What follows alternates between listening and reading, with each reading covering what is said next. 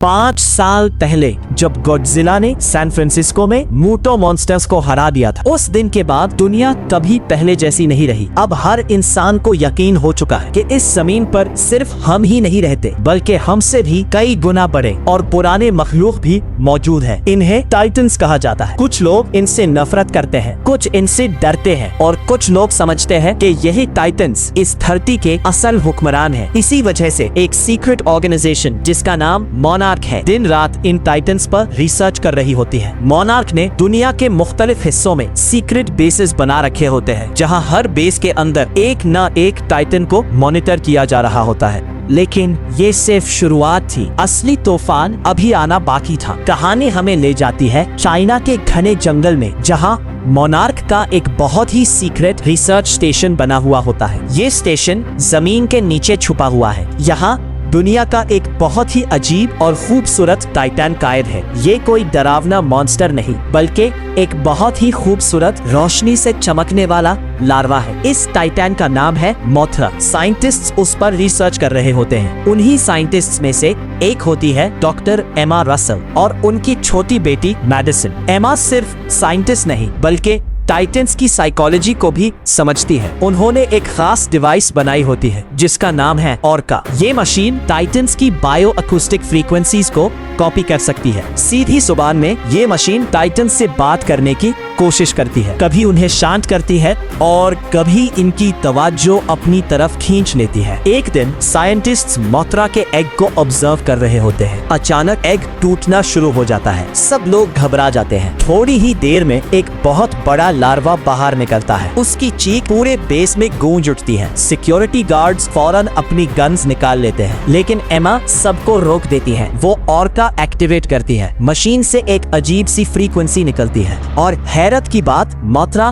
फौरन शांत हो जाती है, जैसे वो एमा की बात समझ गई हो। सब साइंटिस्ट सुकून का सांस लेते हैं, लेकिन इसी वक्त बेस के अलार्म्स बजने लगते हैं। सब लोग इधर उधर भागने लगते हैं। कैमरा स्क्रीन्स पर हेवी वेपन से लैस सोल्जर्स नजर आते हैं। ये आर्म सोल्जर्स नहीं, ये एक डेंजरस इको टेररिस्ट ग्रुप होता है। इनका लीडर है एलन जोना, एक ऐसा आदमी जो मानता है कि इंसान ही इस दुनिया की सबसे बड़ी प्रॉब्लम है और टाइटन्स इस धरती का बैलेंस वापस ला सकते हैं। जोना के आदमी मोनार्क बेस पर कब्जा कर लेते हैं। जो भी उनके सामने आता है उसे गिरा देते हैं। साइंटिस्ट्स भागने की कोशिश करते हैं, लेकिन कोई बच नहीं पाता। एमा और मैडिसन को भी पकड़ लिया जाता है। सबको लगता है कि एमा को जबरदस्ती ले जाया जा रहा है, लेकिन एमा का चेहरा देखकर लगता है जैसे वो इतनी हैरान भी नहीं। ये बात उस वक्त किसी की समझ में नहीं आती। जोना ऑर्का मशीन भी अपने साथ ले लेता है। जाने से पहले सिक्योरिटी सिस्टम्स फेल हो जाते हैं और मोथरा अपनी पूरी ताकत से बेस की दीवार तोड़कर जंगल की तरफ निकल जाती है। वो एक बड़े वाटरफॉल के पास जाकर अपना कोकून बनाना शुरू कर देती है, जैसे उसे पता हो कि उसकी जिंदगी का अगला मरहला शुरू होने वाला है। उधर मोनार्क हेडक्वार्टर्स में सब इमरजेंसी मीटिंग करते हैं। एमा रसल, मैडिसन और ऑर्का तीनों गायब है। सबसे बड़ी टेंशन ये नहीं कि एमा किडनैप हुई है, असली टेंशन ये है कि ऑर्का गलत हाथों में चली गई है और अगर किसी ने इस मशीन से दूसरे टाइटन्स को जगा दिया तो पूरी दुनिया तबाह हो सकती है। इसीलिए मोनार्क एक ऐसे आदमी को याद करता है जो एमा को सबसे ज्यादा जानता है। उसका नाम है डॉक्टर मार्क रसल और यहीं से एक नया सफर शुरू होता है। बर्फ से ढकी हुई एक सुनसान जगह, जहां हर तरफ सिर्फ बर्फ ही बर्फ नजर आ रही होती है। लेकिन मोनार्क के हेडक्वार्टर्स में सबकी नजरें एक ही आदमी पर टिकी होती हैं। ये आदमी है डॉक्टर मार्क रसल। कभी वो मोनार्क का हिस्सा था, लेकिन सैन फ्रांसिस्को की तबाही के बाद उसने सब कुछ छोड़ दिया। उसका बेटा एंड्रू उस तबाही में मर गया था और मार्क को लगता है कि उसके बेटे की मौत का जिम्मेदार गॉडजिला है। इसीलिए अब वो टाइटन से नफरत करता है। एक दिन उसके घर के बाहर हेलीकॉप्टर्स उतरते हैं। मोनार्क के डायरेक्टर डॉक्टर सेरिजावा और डॉक्टर विवियन ग्रेहम उससे मिलने आते हैं। सेरिजावा मार्क को बताते हैं कि एमा और मैडिसन को इको टेररिस्ट एलन जोना ले गया है और ऑर्का डिवाइस भी उनके पास है। मार्क पहले साफ मना कर देता है। वो कहता है, मुझे मोनार्क से कोई लेना देना नहीं, लेकिन अगर एमा और मैडिसन को कुछ हो गया तुम्हारी जिम्मेदारी होगी। डॉक्टर सेरिजावा मार्क को समझाने की कोशिश करते हैं। उनका कहना होता है कि एमा को ढूंढने के लिए लिए उन्हें मार्क की जरूरत है, क्योंकि ओरका मार्क और एमा ने मिलकर बनाया था और उसकी फ्रीक्वेंसीज सबसे अच्छी तरह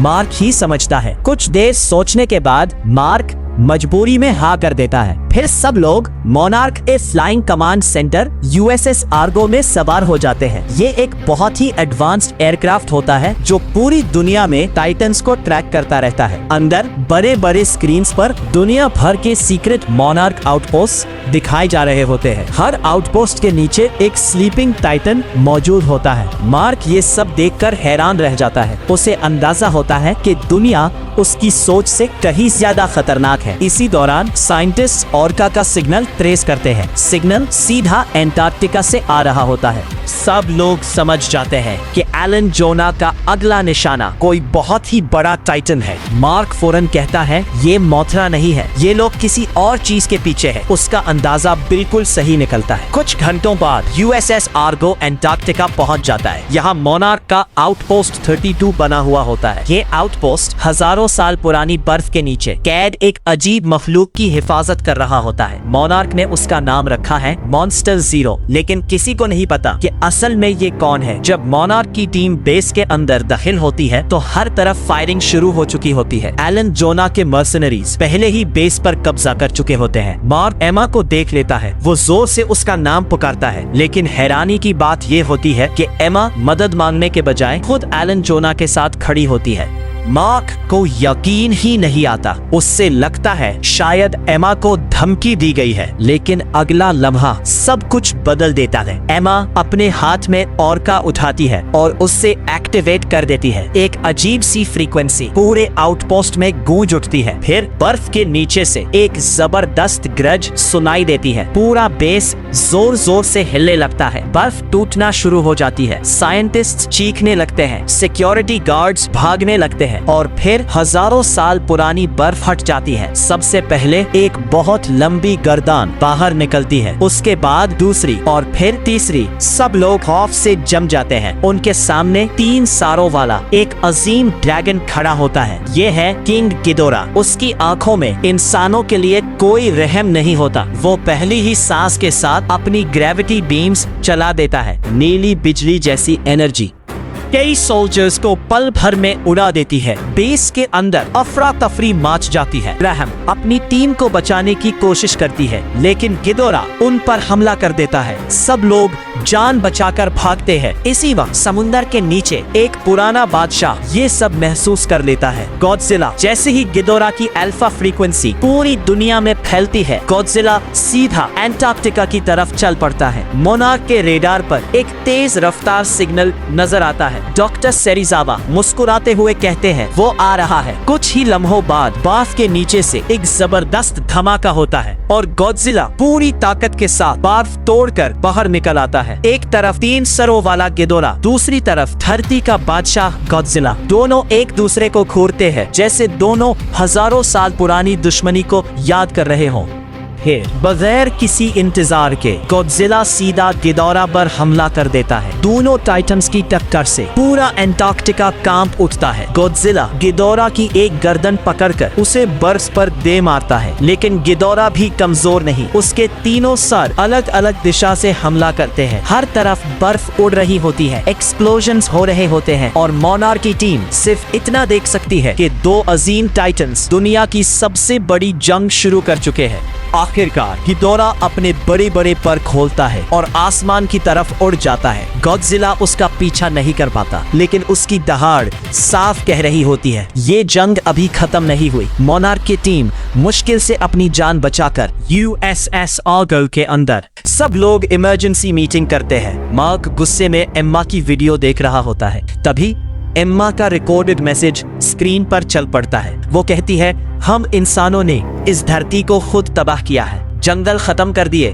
दरिया गंदे कर दिए, हवा को जहरीला बना दिया, लेकिन टाइटन्स धरती का बैलेंस वापस ला सकते हैं, इसलिए मैंने उन्हें आजाद किया। पूरा रूम खामोश हो जाता है। मार्क गुस्से में स्क्रीन बंद कर देता है। तुम दुनिया को बचाना नहीं चाहती, तुम उससे खत्म कर रही हो। लेकिन डॉक्टर सेरेजावा गहरी सोच में डूब जाते हैं। उन्हें एक और बात परेशान कर रही थी। मॉन्स्टर जीरो बाकी टाइटन्स जैसा बिल्कुल नहीं था। मोनार्क के साइंटिस्ट्स पुराने रिकॉर्ड्स देखना शुरू करते हैं। हजारों साल पुरानी केव पेंटिंग्स, पुरानी तहजीबों की कहानियां और मोनार्क का सीक्रेट डेटा, सबको मिलाकर एक हैरान कर देने वाला सच सामने आता है। मॉन्स्टर जीरो इस धरती का हिस्सा ही नहीं, ये टाइटन कभी अर्थ पर पैदा ही नहीं हुआ। शायद ये स्पेस से आया था और इसी वजह से ये धरती का नेचुरल बैलेंस नहीं चाहता, बल्कि इस पूरी दुनिया को अपने हिसाब से बदलना चाहता है। इसी दौरान रेडार रूम में अचानक अलार्म्स बजने लगते हैं। एक के बाद एक दुनिया भर के मोनार्क आउटपोस्ट्स सिग्नल भेजना शुरू कर देते हैं। मार्क हैरान होकर पूछता है, ये क्या हो रहा है? एक साइंटिस्ट जवाब देता है, ऑर्का फिर से एक्टिवेट हुआ है। सबकी नजरें स्क्रीन की तरफ उठ जाती है। एम्मा अपना अगला कदम उठा चुकी थी और उसका निशाना था मेक्सिको, जहां एक सोया हुआ टाइटन हजारों सालों से आग के पहाड़ के अंदर इंतजार कर रहा था। उसका नाम था रोडैन और उसके जागते ही दुनिया एक और कयामत देखने वाली थी। अंटार्कटिका की लड़ाई के बाद मोनार्क की flying command ship USS Ergo पूरी रफ्तार से मेक्सिको की तरफ बढ़ रही होती है। सबको पता चल चुका था कि एमा रसल ऑर्का डिवाइस लेकर अपना अगला कदम उठाने वाली है। मार्क रसल खामोश बैठा स्क्रीन को देख रहा होता है। उसके जहन में सिर्फ एक ही सवाल घूम रहा होता है, एमा आखिर चाहती क्या है? डॉक्टर सेरेजावा धीरे से कहते हैं, एमा समझती है कि टाइटन्स धरती को बचा देंगे, लेकिन वो ये भूल गई है हर टाइटन गॉडजिला जैसा नहीं होता। कुछ ही देर बाद मेक्सिको के एक छोटे से शहर के पास एक बहुत बड़ा वोल्केनो नजर आता है। इस वोल्केनो के अंदर मोनार्क का आउटपोस्ट 56 बना हुआ होता है। यहाँ हजारों सालों से एक और टाइटन सो रहा होता है। लोकल लोग उसे फायर डीमन कहते हैं। मोनार्क के रिकॉर्ड्स में उसका नाम था रोडैन। इसी वक्त एलन जोना की टीम बेस के अंदर दाखिल हो जाती है। सिक्योरिटी गार्ड्स उन्हें रोकने की कोशिश करते हैं, लेकिन जोना के आदमी हर रुकावट को खत्म कर देते हैं। एमा मैडिसन का हाथ पकड़कर सीधा कंट्रोल रूम में चली जाती है। मैडिसन धीरे से पूछती है, मॉम क्या हम सही कर रहे हैं? एमा कुछ लम्हों तक खामोश रहती है, फिर कहती है, कभी कभी दुनिया को बचाने के लिए सख्त फैसले करने पड़ते हैं। मैडिसन के चेहरे पर तसल्ली नहीं बल्कि डर नजर आ रहा होता है। एमा ऑर्का मशीन को एक्टिवेट करती है। एक अजीब सी फ्रीक्वेंसी पूरे वोल्केनो में गूंज उठती है। पहले सब कुछ बिल्कुल खामोश होता है, फिर जमीन हिलना शुरू हो जाती है। वोल्केनो के अंदर से एक इतनी जोर की गर्ज सुनाई देती है कि शहर के लोग घबराकर घरों से बाहर निकल आते हैं। कुछ ही सेकंड्स बाद वोल्केनो फट पड़ता है।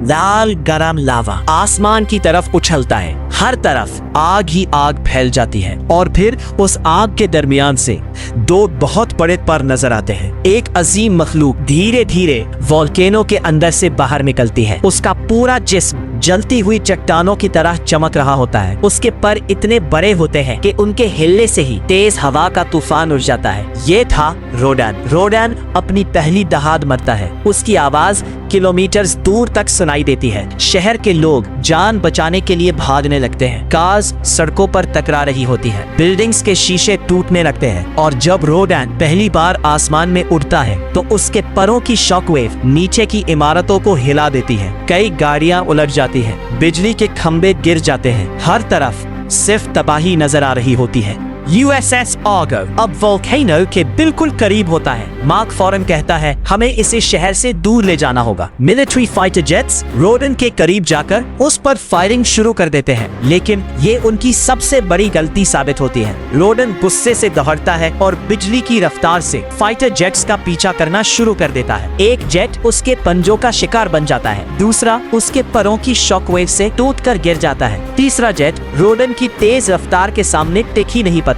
सिर्फ कुछ ही लम्हों में आसमान जलते हुए फाइटर जेट से भर जाता है। अब रोडन का निशाना यूएसएस आर्गो होता है। वो पूरी रफ्तार से आर्गो की तरफ बढ़ता है। एयरक्राफ्ट के अंदर इमरजेंसी अलार्म्स बजने लगते हैं। पायलट चिल्लाता है, ब्रेस फॉर इम्पैक्ट। मार्क खिड़की से बाहर देखता है। रोडन हर सेकंड करीब आता जा रहा होता है।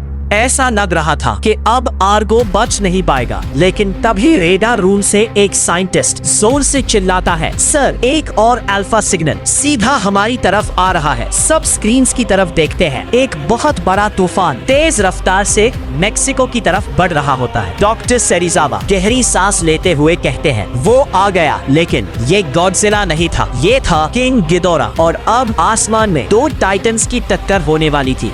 सर, लेफ्ट इंजन डैमेज हो गया है। एयरक्राफ्ट के अंदर इमरजेंसी अलार्म्स बजने लगते हैं। सबको लगता है अब बचना नामुमकिन है। तभी आसमान में एक और दहाड़ गूंजती है। सब लोग खिड़की की तरफ देखते हैं। काले बादलों के बीच एक बहुत बड़ा साया नजर आता है। ये था किंग गिदोरा। उसके तीनों सर एक साथ गरज रहे होते हैं। रोडान, जो कुछ देर पहले तक सब पर हमला कर रहा था, अब अपनी नजर गिदोरा पर जमा देता है, जैसे उसने एक और अल्फा टाइटन को पहचान लिया हो। रोडान पूरी रफ्तार से गिदोरा की तरफ उड़ता है। एक जबरदस्त टक्कर होती है। दोनों टाइटन्स आसमान में ही लड़ना शुरू कर देते हैं। उनके परों की टक्कर से बिजली चमक उठती है। नीचे लोग खौफ से ये मंजर देख रहे होते हैं, लेकिन ये लड़ाई ज्यादा देर नहीं चलती। गिदोरा अपनी ग्रेविटी बीम्स चलाता है। रोडान बचने की कोशिश करता है, मगर गिदोरा उससे जोर का वार करता है। रोडान हवा में ही घूमता हुआ नीचे समुंदर की तरफ गिर जाता है। गिदोरा अब सीधा यूएसएस आर्गो की तरफ मरता है। डॉक्टर सेरिजावा धीरे से कहते हैं, अब सिर्फ एक ही उम्मीद है, गॉडजिला। जैसे ही ये अल्फाज खत्म होते हैं, समुंदर की सतह अचानक फटने लगती है। एक बहुत बड़ी लहर उठती है और उस लहर के बीच से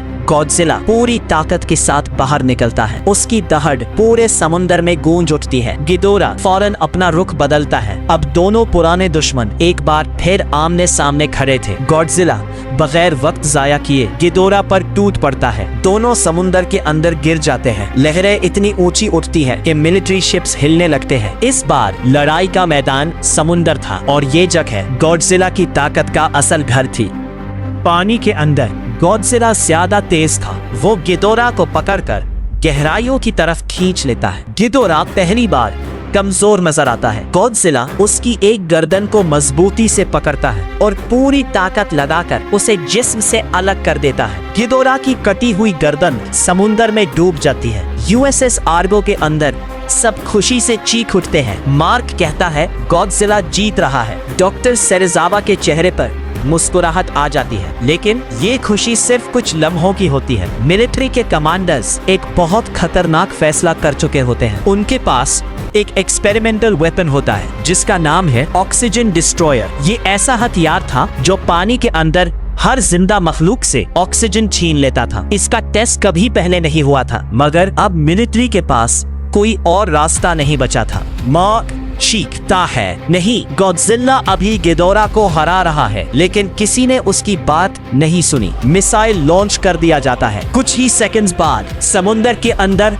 एक जबरदस्त धमाका होता है। पूरा समुंदर सुर्ख हो जाता है। मछलियां और दूसरी समुंदरी मखलूक पल भर में मरने लगती है। हर तरफ खामोशी छा जाती है। कुछ देर बाद गिदोरा पानी से बाहर निकलता है। उसके जिस्म पर जख्म जरूर होते हैं, लेकिन वो जिंदा होता है। सब हैरान रह जाते हैं और उससे भी ज्यादा हैरानी तब होती है जब उसकी कटी हुई गर्दन धीरे धीरे दोबारा उगने लगती है। कुछ ही लम्हों में गिदोरा फिर से 3 सारों वाला बन चुका होता है। डॉक्टर सेरिजावा धीरे से कहते हैं, ये अर्थ का टाइटन नहीं, इसीलिए ऑक्सीजन डिस्ट्रॉयर ने इसे नहीं मारा। लेकिन गॉडजिला कहीं नजर नहीं आ रहा था। समुंदर बिल्कुल खामोश था। मार्क धीरे से पूछता है, क्या गॉडजिला मर गया? डॉक्टर सेरिजावा खामोशी से समुंदर की तरफ देखते रहते हैं। उनके चेहरे से लग रहा था कि दुनिया ने शायद अपना सबसे बड़ा मुहाफिज खो दिया है।